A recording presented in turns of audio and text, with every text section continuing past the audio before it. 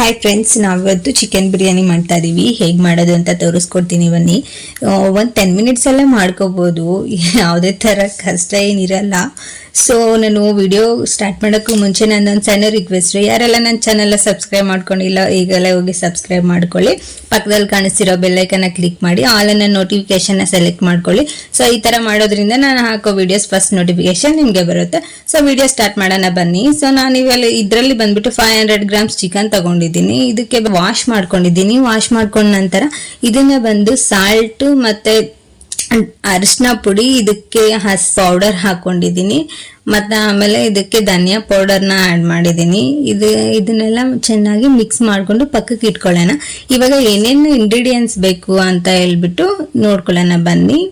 Gas ಮೇಲೆ ಒಂದು cooker ಇಟ್ಬಿಟ್ಟು ಅದಕ್ಕೆ ಆಯಿಲ್ ಹಾಕ್ಕೊಂಡು ಇದಕ್ಕೆ ಸ್ಟಾರ್ ಹೂವು, ಬಿರಿಯಾನಿ ಎಲೆ ಮತ್ತು ಚಕ್ಕೆ, ಲವಂಗ, ಇಲಾಚಿ ಇದನ್ನು ಹಾಕ್ಬಿಟ್ಟು ಚೆನ್ನಾಗಿ ಫ್ರೈ ಮಾಡ್ಕೊಳ್ಳೋಣ. ಇದು ಘಮ ಬರಬೇಕು, ಆ ಥರ ಫ್ರೈ ಮಾಡ್ಕೊಳ್ಳಿ. ಸೊ ಇದಕ್ಕೆ ಬಂದ್ಬಿಟ್ಟು ನೀವು ಫ್ರೈ ಆದ ನಂತರ ಚಿಲ್ಲಿನ ಆ್ಯಡ್ ಮಾಡಿ, ಕಟ್ ಮಾಡಿ ಇಟ್ಕೊಂಡಿರೋಂಥ ಚಿಲ್ಲಿನ ಆ್ಯಡ್ ಮಾಡಿ. ಮತ್ತು ಫ್ರೈ ಆದ ನಂತರ ಈರುಳ್ಳಿ ಆ್ಯಡ್ ಮಾಡಿ. ಇದು ಬ್ರೌನ್ ಕಲರ್ ಬರಬೇಕು ಈರುಳ್ಳಿ, ಆವಾಗ ಟೇಸ್ಟ್ ಬರೋದು ಬಿರಿಯಾನಿ. ಸೊ ಇದಾದ ನಂತರ ಟೊಮ್ಯಾಟೊ ಆ್ಯಡ್ ಮಾಡಿ. ಟೊಮ್ಯಾಟೊ ಚೆನ್ನಾಗಿ ಮ್ಯಾಶ್ ಆಗಿರಬೇಕು ಇದರಲ್ಲಿ ಆಯಿಲಲ್ಲೇ. ಸೊ ಆ ಥರ ಮಾಡ್ಕೊಳ್ಳಿ. ಇದಾದ ನಂತರ ಇದಕ್ಕೆ ಮ್ಯಾರಿನೇಟ್ ಮಾಡಿ ಇಟ್ಕೊಂಡಿದ್ವಲ್ಲ ಚಿಕನ್ನು, ಸೊ ಅದನ್ನು ಹಾಕ್ಬಿಟ್ಟು ಒಂದು 5 ಮಿನಿಟ್ಸು ಇದನ್ನ ಕ್ಲೋಸ್ ಮಾಡಿ.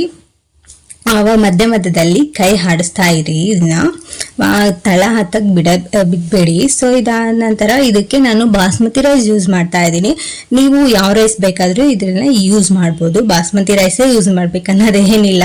ನಾನು ಬಂದ್ಬಿಟ್ಟು ಬಾಸ್ಮತಿ ರೈಸ್ ಯೂಸ್ ಮಾಡ್ತಾ ಇದ್ದೀನಿ. 1 ಕಪ್ ಬಾಸ್ಮತಿ ರೈಸ್ಗೆ 2.5 ಕಪ್ ವಾಟರ್ನ ಯೂಸ್ ಮಾಡ್ತಾ ಇದ್ದೀನಿ. ಇದಕ್ಕೆ ಬಂದ್ಬಿಟ್ಟು ಇವಾಗ ಬಿರಿಯಾನಿ ಪೌಡರ್ ಹಾಕ್ತಾ ಇದ್ದೀನಿ. ಇಲ್ಲಿ ನೀವು ಗಮನಿಸಿರ್ಬೋದು, ನಾನು ಸಾಲ್ಟ್ ಹಾಕೊಂಡಿಲ್ಲ. ಯಾಕೆ ಅಂದರೆ ನಾನು ಮ್ಯಾರಿನೇಟ್ ಮಾಡಿ ಇಟ್ಕೊಂಡಿರೋ ಚಿಕನ್ನಲ್ಲಿ ಸಾಲ್ಟ್ ಹಾಕಿದ್ದೆ. ಸೊ ಅದಕ್ಕೆ ನಾನು ಸಾಲ್ಟ್ ಹಾಕ್ತಾ ಇಲ್ಲ. ನಿಮಗೆ ಬೇಕು ಅಂತ ಅಂದರೆ ಹಾಕೋಬಹುದು. ಇದಕ್ಕೆ ಬಂದ್ಬಿಟ್ಟು ನಾನು ಪುದೀನ ಮತ್ತು ಇದು ಕೊತ್ತಂಬರಿ ಸೊಪ್ಪು ಹಾಕಿ ಕುಕ್ಕರ್ನ ಕ್ಲೋಸ್ ಮಾಡ್ತಾ ಇದ್ದೀನಿ. 2 ವಿಸಿಲ್ ಹಾಕಿಸ್ಕೊಂಡೆ. ಸೊ 2 ವಿಸಿಲ್ ಹಾಕಿಸ್ಕೊಂಡ ನಂತರ ಇವಾಗ ನಾನು ಸರ್ವ್ ಮಾಡ್ತೀನಿ. ಹೇಗಿದೆ ಅಂತ ನೋಡಿ. ಪೀಸಸ್ ಎಲ್ಲ ಚೆನ್ನಾಗಿ ಫ್ರೈ ಆಗಿದೆ. ಸೊ ಟೇಸ್ಟೂ ಚೆನ್ನಾಗಿದೆ ಅನ್ಕೊಂತಿದ್ದೀನಿ. ಸರ್ವ್ ಮಾಡ್ಕೊತೀನಿ ನೋಡಿ.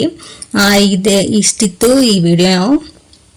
ಸೊ ಹೇಗಿದೆ ಅಂತ ಕಮೆಂಟ್ ಮಾಡಿ. ನೀವು ಟ್ರೈ ಮಾಡಿ ನನಗೆ ಕಮೆಂಟ್ ಸೆಕ್ಷನಲ್ಲಿ ತಿಳಿಸ್ಕೊಡಿ. ನೆಕ್ಸ್ಟ್ ವಿಡಿಯೋದ